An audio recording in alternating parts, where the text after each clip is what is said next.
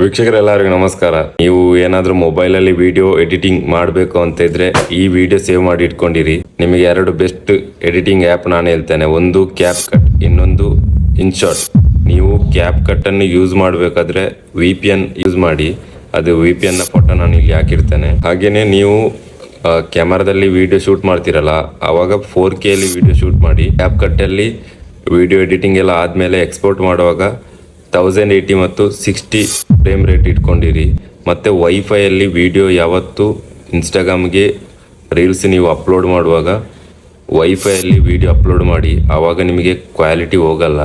ಹಾಗೆಯೇ ವಾಟ್ಸಪ್ನಲ್ಲಿ ನೀವು quality ಹೋಗೋದಾಗಿ video ಹೇಗೆ ಶೇರ್ ಮಾಡೋದಂದರೆ ಪ್ಯೂರ್ ಸ್ಟೇಟಸ್ ಅಂತ ಒಂದು ಅಪ್ಲಿಕೇಶನ್ ಇದೆ, ಅದನ್ನು ಡೌನ್ಲೋಡ್ ಮಾಡ್ಕೊಂಡಿರಿ. ಅದು ಪ್ಲೇಸ್ಟೋರಲ್ಲಿ ಸಿಗುತ್ತೆ. CapCut, InShot, pure status app, ಈ ಮೂರು ಅಪ್ಲಿಕೇಶನ್ ನಿಮಗೆ ಪ್ಲೇಸ್ಟೋರಲ್ಲಿ ಸಿಗುತ್ತೆ, ಆ್ಯಪಲ್ ಸ್ಟೋರಲ್ಲಿ ಸಿಗುತ್ತೆ. Thank you.